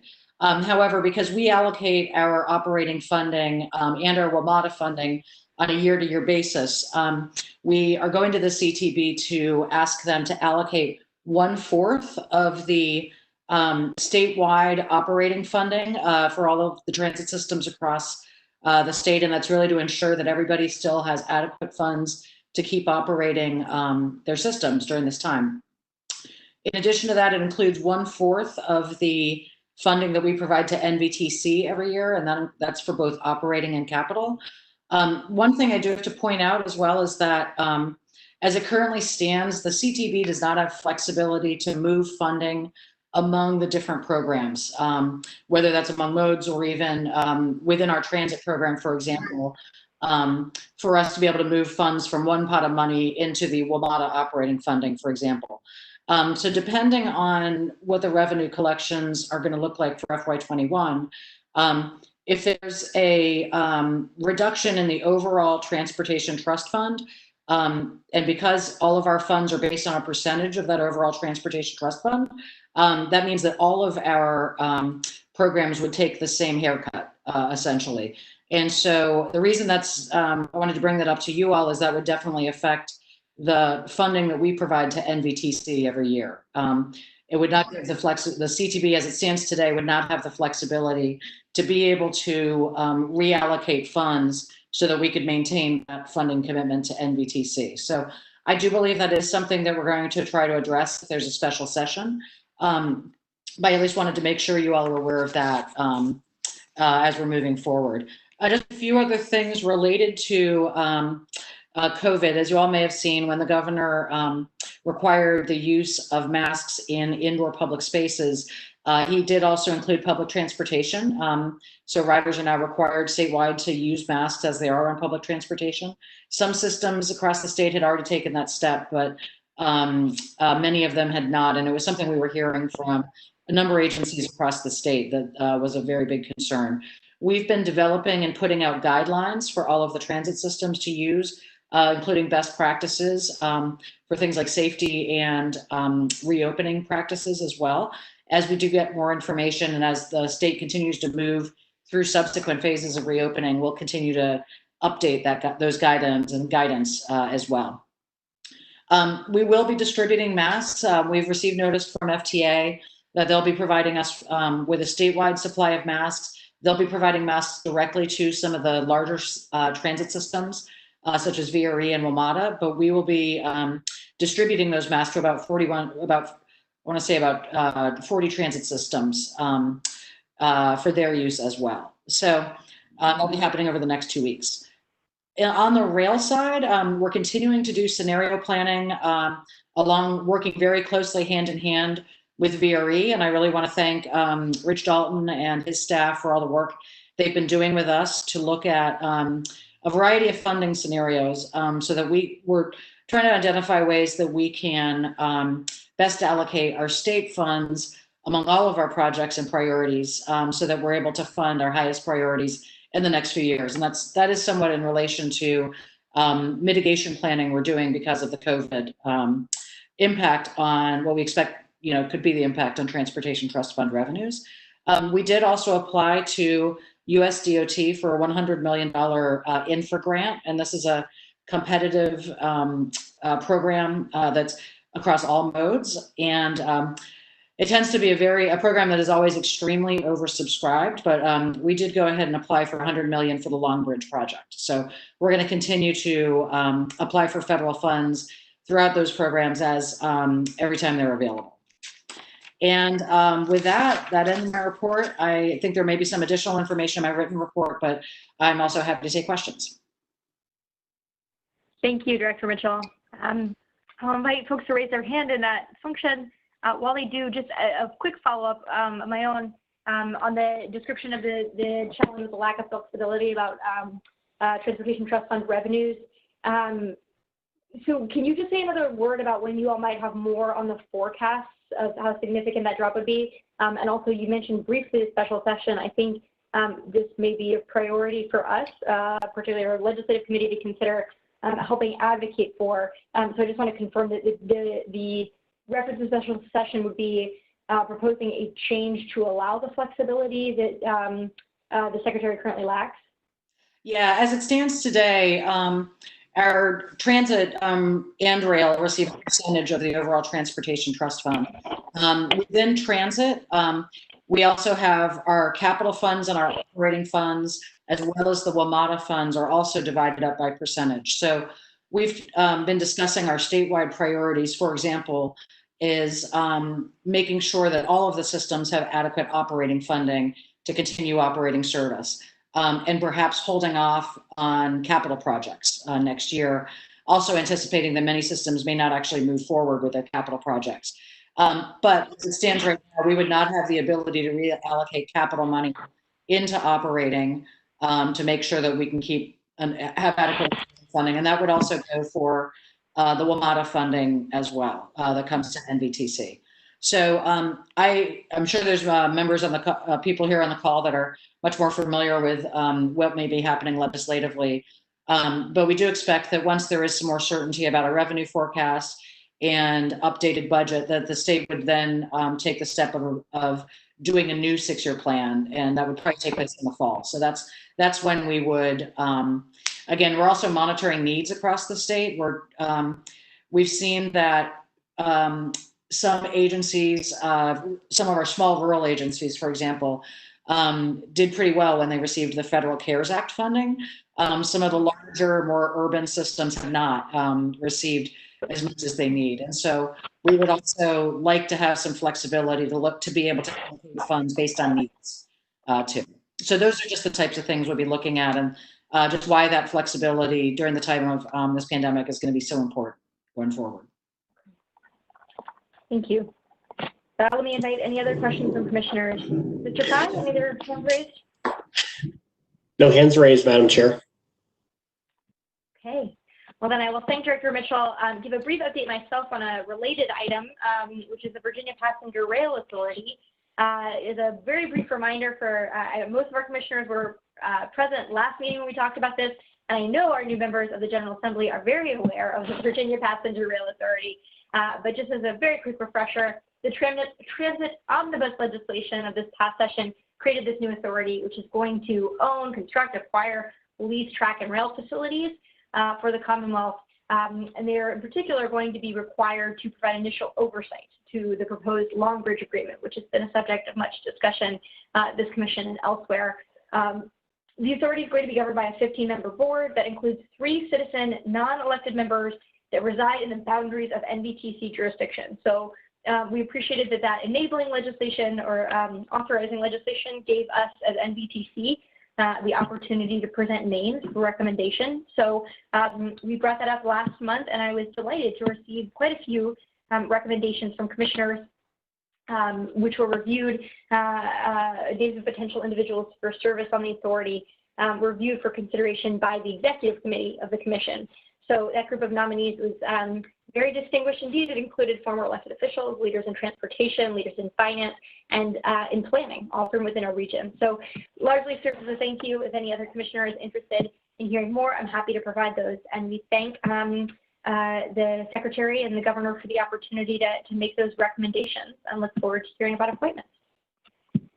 Okay, unless there are any questions about that, let me pause, take a breath. No hands raised. Okay, then we are going to move into 2 presentations from our staff tonight. The first is on a topic of keen interest to a lot of us interested in more comprehensive and universal fare collection media in Northern Virginia and across the National Capital Region. And that is the Transit Technology Program. So I'm going to turn it to Kate Mattias, our director, to maybe tee up Patricia Hatt, who is going to be giving a presentation to us about the Transit Technology Program.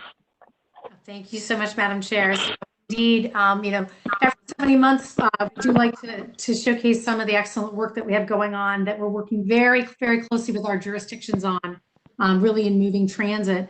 And so our Transit Technology Program Manager, Patricia Hatt, she leads our regional fare collection initiatives. And so she's worked for the past several years leading our regional fare payment working group, on behalf of all of our jurisdictions and also working very closely with other transit agencies around the Washington, D.C. region.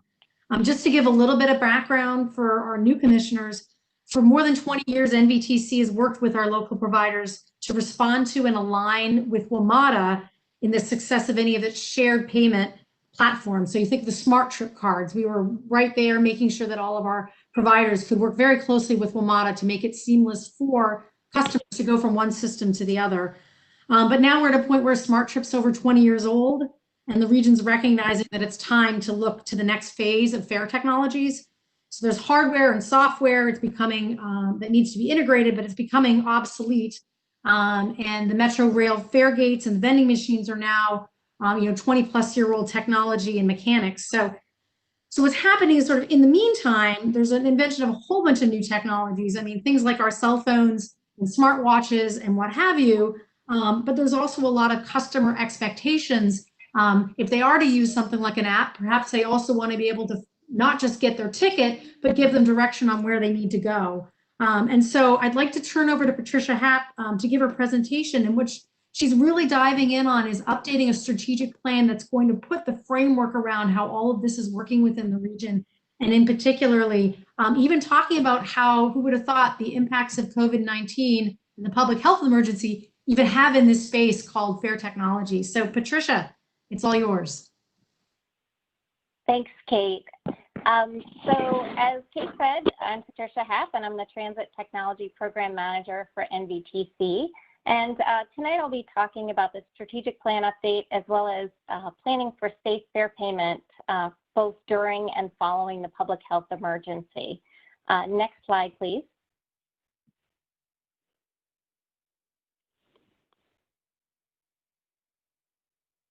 So the Commission adopted the initial regional fare collection strategic plan in 2018, and the purpose of the strategic plan is to guide the goals and objectives for the program and also to support regional partners in state of good repair and modernizing fare payment technology. So you can find the document on our website under Programs and Transit Technology. The strategic plan is designed to be periodically updated, and as we know, there's been considerable changes to fare collection since the original document. So with the new challenges and opportunities, they make it necessary to update the strategic plan. Next slide, please.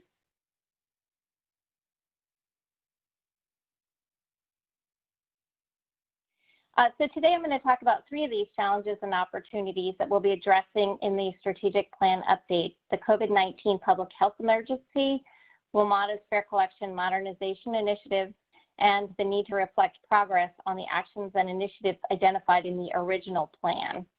So while transit agencies have taken immediate measures to keep passengers and employees safe during the public health emergency, the strategic plan update will establish longer-term fare payment strategies, allowing the region to return safely to transit and to collecting fares. And so for both passengers and drivers, this means keeping a safe distance, avoiding handling cash where possible, limiting contact with fare payment tickets, vending machines, and fare boxes as well as much as feasible. So last month, WMATA released a COVID-19 recovery plan, and the plan includes several fare payment related strategies. And I'll tell you about 4 of these. Contactless fare payment. So this is WMATA, it was referencing their planned WMATA Smart Trip app, which is currently under development.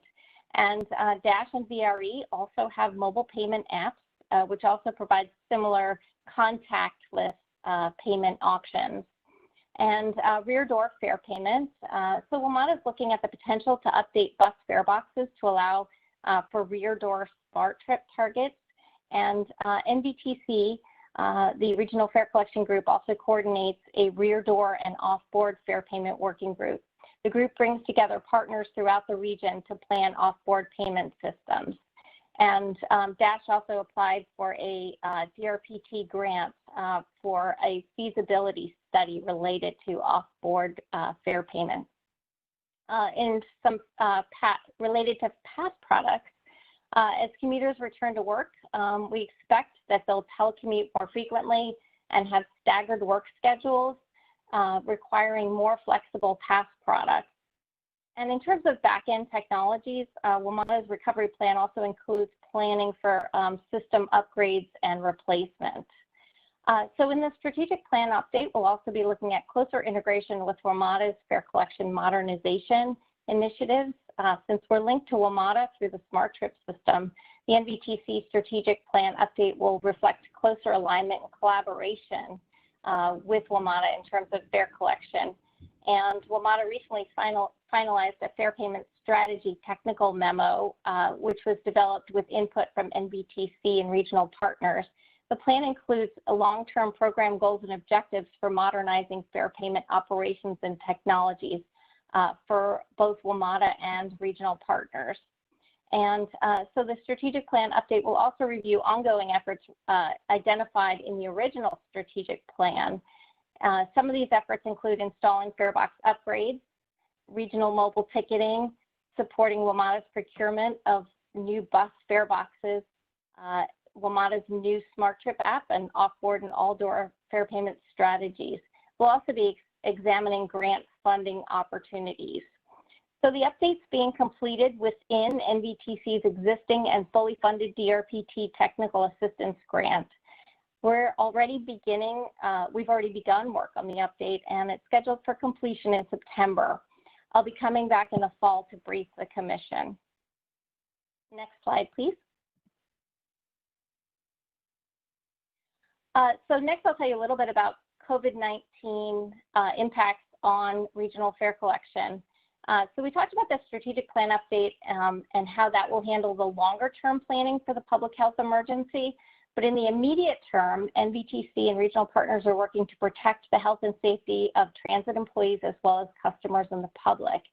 So in our region, some of the safety measures being implemented include rear door boarding.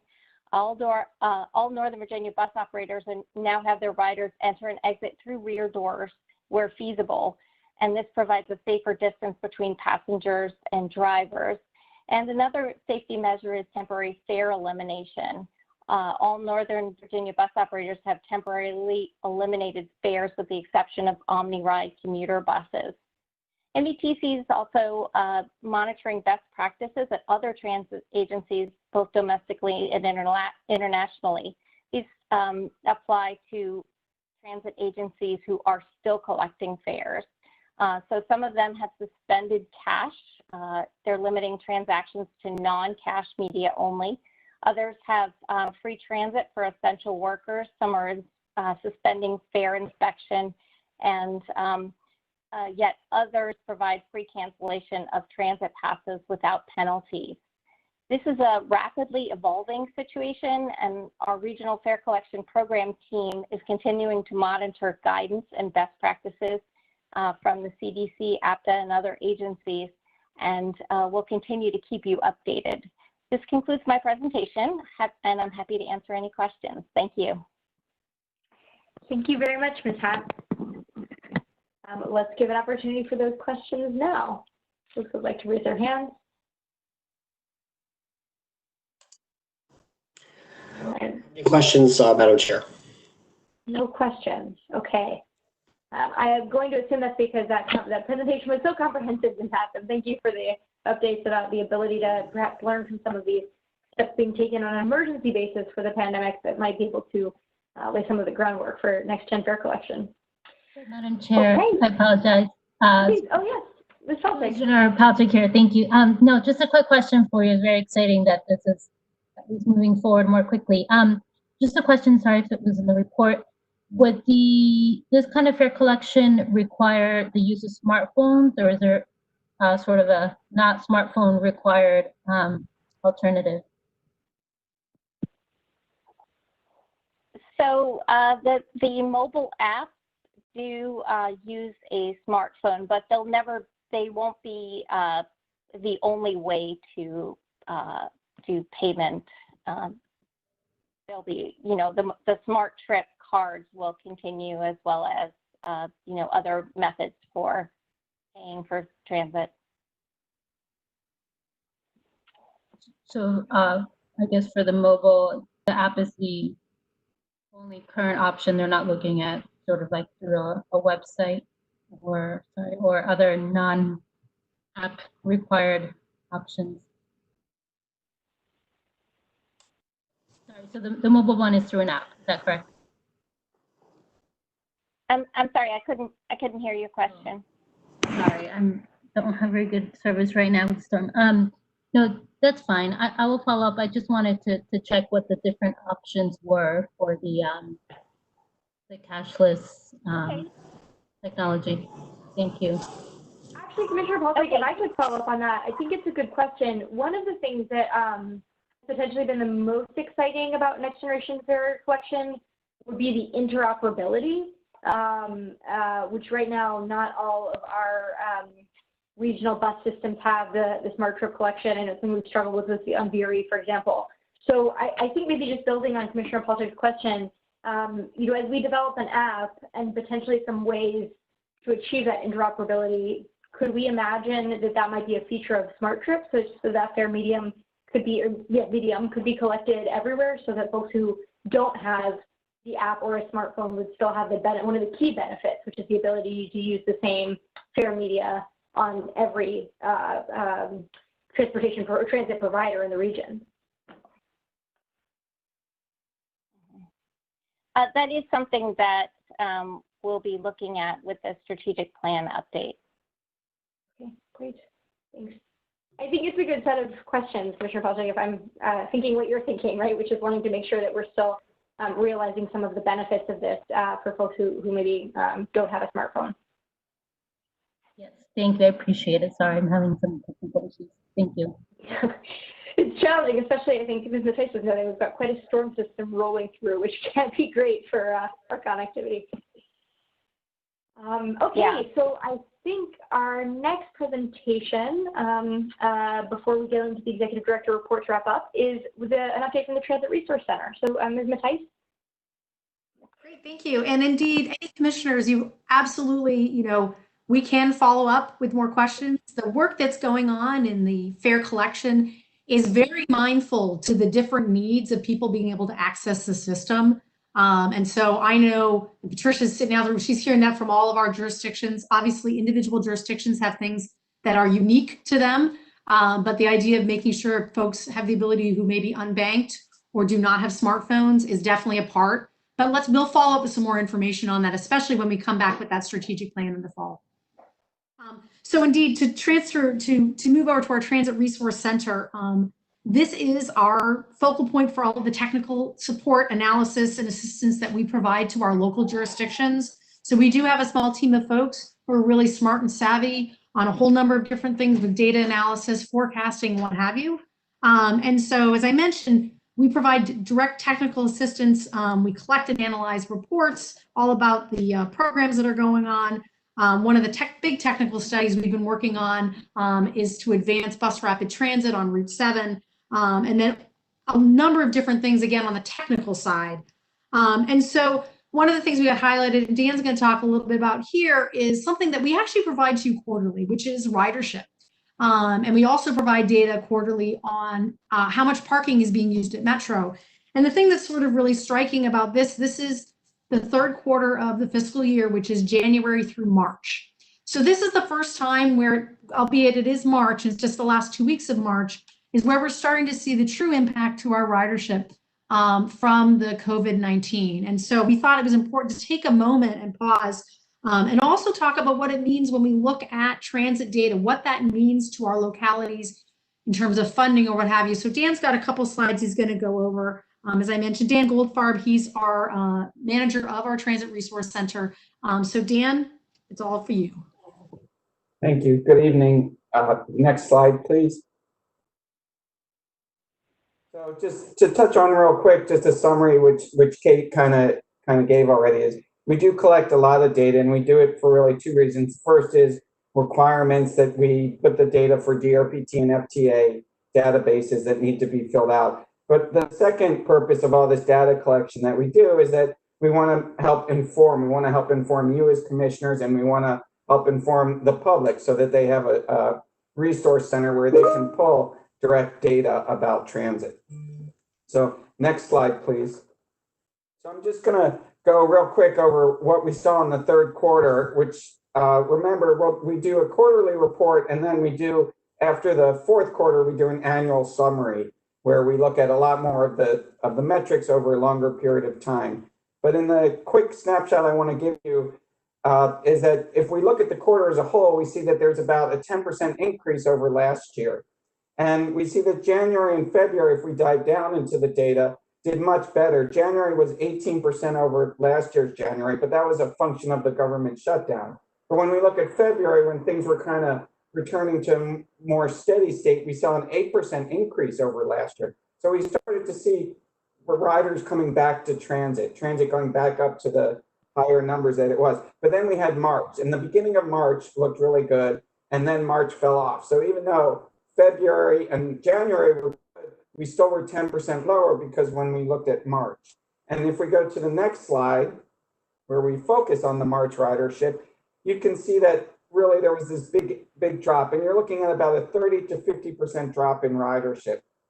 Now also, it's important to mention that this happened halfway through the month, and Metro they shut down 8 stations, which were in Arlington Cemetery, Clarendon, East Falls Church, Eisenhower Valley, Greensboro, McLean, Van Dorn, and Virginia Square at GMU. So you had that drop in stations, you started to have a real drop of things going down.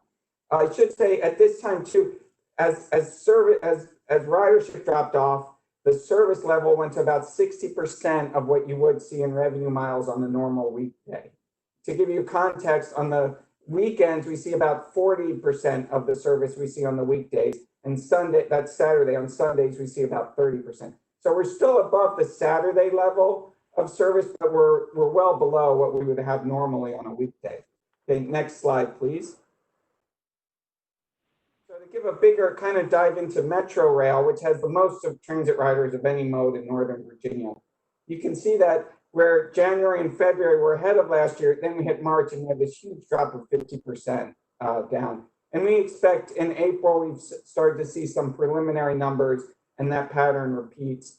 In the next quarterly report that we'll get, we're also going to be able to show you revenue miles by month, so you can see how that's kind of tracked to see the drop in service. It's reported by month, not bi-monthly, so we get a full package for the month. So I couldn't really break that out, except for conversations we had with our providers and some early National Transit Database FTA stuff that we get. Next slide, please. So parking, we do parking utilization. This is year to date, so it can be a little bit confusing in how garages have capacity at one point and then they might close for a month. But overall, you can see that it obviously reflects the ridership drops in what we're seeing out there. So with that, I can open it up to questions. You also have in the kit is a larger report and kind of more in depth in what's happening.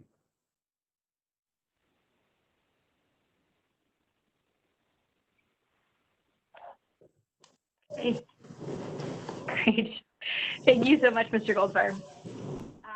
And I'm going to invite any questions on that. I know this is some of the data that we're starting to get hungry for as we try to ascertain the impacts of the pandemic on transit. So let me invite any questions. Commissioner Palchik has her hand up. No, I apologize. I forgot to put it down. Thank you. Well, as it goes, now your connection is clear as a bell. Go figure. It is. Thank you. I appreciate this image, by the way. It is helpful. Sorry, while I'm here, let me go ahead and ask. I did not get a chance to read the in-depth report section on the Transit Resource Center. But I assume, especially the Dunloring and Vienna, the parking, is not as low as what we've heard is the ridership. I assume that's because the garages are now open and people are using them for things other than Metro ridership. Is that correct? Mm-hmm. Bus ridership right now? Yeah, well, it's kind of this is year to date, so we're going to break it out to more monthly in the annual report. But because it's year to date, it doesn't give you that true fluctuation that we see within the month. So this would be like a rolling average through the year. So throughout up to this point in the year, this is where the usage is. So it looks higher than what you see in the station ridership because we're taking into account 3/4 of the year before that. All right. Thank you. Thanks. Any other questions? Madam Chair. Yeah, please, Mr. Snyder. Hi, Dave Snyder.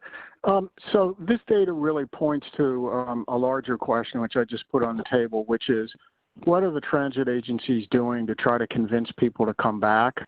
The building manager where I have my day job has said they won't admit people that have ridden transit to get there.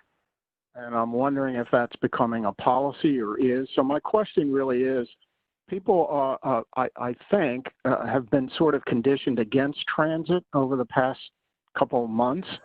So what are we doing? And again, obviously, it's too big a question to be answered tonight, but what are we going to do to get people back during this phase where habits are going to start to form again? And my fear is that for those who can't work from home, telework, that they're just going to jump in their cars. And so we've lost all the environmental and other benefits from transit. So that's the question that I have. And perhaps if it's for the future meeting, what are we doing both as a matter of reality and public affairs, public information, to get people comfortable riding transit again? And that needs to start now as opposed to just waiting. Thanks. It is a big question, but I've been participating in a lot of TRB webinars and some of the IT, which is the Institute of Transportation Engineer webinars on this subject. And I will say that no one has this, this is a big question.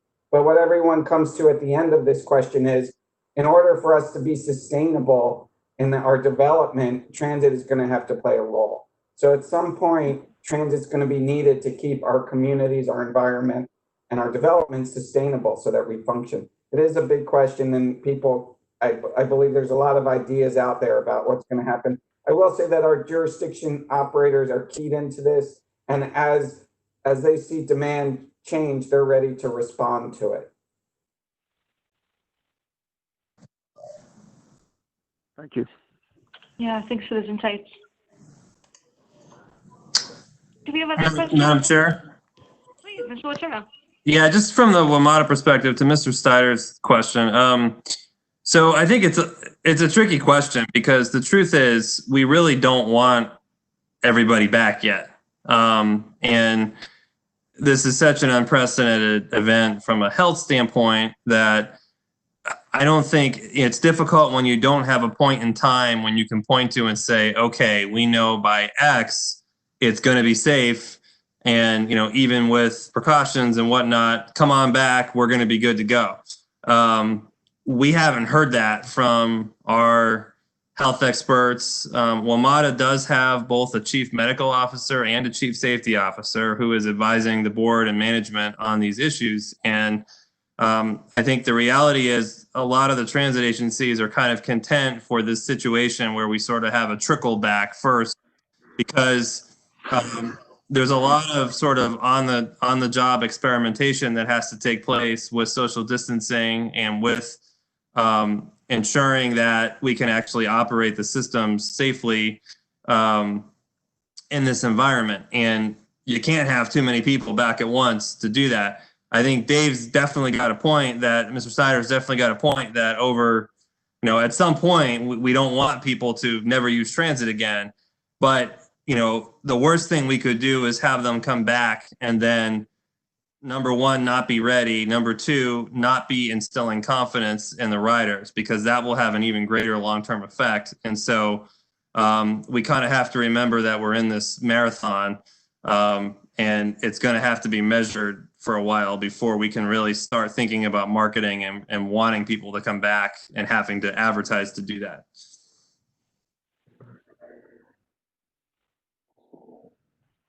Yeah, this is. Thanks, Ms. Letourneau. And I know that's been a real challenge too, hearing in particular from some of the bus operators whom I know had worked really closely with WMATA management, that concern about overcrowded buses in particular. So this is a bizarre balancing act that we've got ahead. It's very different from our efforts to, for example, attract riders back after the summer shutdown or after periods of low ridership because of service or safety problems. I appreciate the raising of the question and the point that habits are going to be inculcated and built now, but also trying to balance that with the safety of the system. Any other comments on this or questions about the Transit Resource Center presentation? Yeah, thank you. The hand worked. Just to follow up on that last point, Supervisor Palchik and I were on a call earlier today with WMATA, and this came up. And you know, the reality is that at least through the summer, WMATA is going to be continuing with the message of only essential ridership. You know, if you have to ride. Otherwise, basically, we're discouraging ridership. And that's going to be the case at least through the summer. So one of the things that we discussed a little bit, and I know WMATA's communication folks are looking at this, is the transition. It's just like WMATA can't turn on like a switch, the public isn't going to turn on like a switch. And as Matt just said, that's a good thing from a transit operations perspective. But I think this is something that we as a region are going to have to work out and figure out how this all gets communicated and coordinated. Thank you. Absolutely. Thank you. All right. Other questions or thoughts? No other questions, Madam Chair. Okay. Thanks, Mr. Fye. Okay, then I am going to invite our Executive Director, Ms. Mattice, to give us a couple of updates before we conclude this evening. Absolutely. And actually, one of the topics I was going to hit on was just talked about, which is the idea of a marketing campaign. And it's interesting because if you asked me 6 months ago, we were planning, and we still are planning, a Get Back on Transit marketing campaign after the shutdown. But there's a firm recognition that it's a very different looking campaign, probably in timing and in message, definitely in message, than what was originally planned. So NVTC had received a grant from DRPT to help sort of make the message for Northern Virginia, especially those folks who are driving, to get back on transit after the summer shutdown. Nothing to do with COVID. So that was the original where we were asked to help out with. So we do have the ability to be looking at a campaign in the fall. We have only just started to gather all the smart folks around the region who are really, so the marketing experts along with our own, to talk about what that looks like, when that looks like. And so that is actually something I just wanted to share, that we put together a regional working group on messaging about transit. And obviously that's a big part of working with the Metro folks as well, is what that looks like and when that looks like. But that is something that NVTC was tasked to do. So obviously we'll be circling back, but again, this is really important for us to be recognizing the when and the how that message plays out. But it is something that we have resources to make happen at the right time to make it happen. So I just wanted to put that out there. The other thing I did want to mention is we didn't have a legislative update, but there actually is a legislative update that I did want to share, which is just yesterday, the U.S. House Committee on Transportation and Infrastructure released its own multi-year surface transportation reauthorization bill. That's a mouthful. And so this is highway and transit and rail, big, huge package. It's sort of a 5-year program.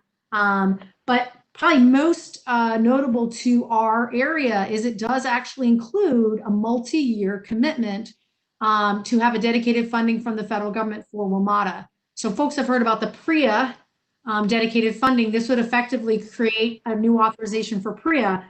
So we're still unpacking. The bill's something like 800 pages. And we also know it has a very long way to go. It's obviously fantastic. It's getting started and moving in the House. We have not seen a lot of traction on the transit side for the Senate. It's organized a little bit differently. You actually need to there's a separate committee that does transit versus highways over on the Senate side. And there really has not been an appetite to move forward on that. Things can change, obviously. The most important thing is that we do see a major reauthorization bill starting in the House, and right a part of that is dedicated funding for Metro. And so I think that's really important. So again, we'll continue to track that, but that's happening on the federal side. Just sort of reflecting back on sort of NVTC staff, granted, we're doing things by WebEx. Staff are still working 100% remotely. We really are doing it. We actually are using about 4 to 5 different web platforms to connect with us and our partners. And it's really quite incredible how I think, we learn something every time, but we're becoming very technically savvy at teleworking. So it'll be interesting to see. In terms of our office reopening, first of all, when it comes to a commission meeting, we will need to resume in-person commission meetings once the governor's state of emergency expires. But until that time, we will be doing them just like this. As a reminder, when we do have the ability to have meetings in person, as long as we have a physical quorum in the room, we can have commissioners participate up to 2 of our commission meetings a year remotely. And so I want to see everybody, trust me, but you do have the ability to call in if you need to. And our General Assembly members have a couple more flexibilities in that space as well. The other thing I did want to point your attention to is, or as a reminder, is that every month we do provide our financial reports. That's both our own operating finances, but we also do report the receipts that are coming in from the regional gas tax that we manage on behalf of our jurisdictions. Now, so don't go running to it right now, because really this is the last chart before March. And so we're tracking these very closely. Scott Colcorth is working very closely with DMV. And they're the ones we get that information from. But really tracking the what's happening with our regional gas tax. That covers a number of important things for us. It covers part of the contribution for the dedicated funding for Metro. It also covers the dedicated funding for VRE, the CROC program. And then also it covers our local jurisdictions payments. They can actually use that towards their local subsidies. So we're tracking that very closely. I think we all recognize that gas receipts are down. We just need to know how far that's down. So I think our July report, that's going to be the first place where we get a good sense of what's happening in that space. Then just sort of to wrap up, our next meeting will be Thursday, July 2nd. At this, it's either here or it's in Arlington at our offices. So obviously we'll keep you abreast of anything that's happening in that space. And just a heads up, there is no August meeting. That's actually sort of typical tradition of the commission. But we do look forward to seeing everybody in July, getting a nice little look, because we have a lot of action items starting in September through December. And so that is what I have. Thank you. Great. Thanks so much. Okay, well, one final call for questions, either about case updates, and thank you for that federal piece too. It's been a while since I think we had, or a long time indeed, maybe as long as I've been on the commission, to get any major federal action to follow. So that's encouraging. So any questions for Kate, or any final comments about any business to come before the commission before we adjourn? There are no hands raised, Madam Chair. Okay. With that, then, I'm going to conclude our meeting, and without objection, I will adjourn us. Thank you very much for participating, and we look forward to seeing you in July. Thanks, everybody. Well, thank you. Take care, everyone. Thank you, everyone. Thanks so much.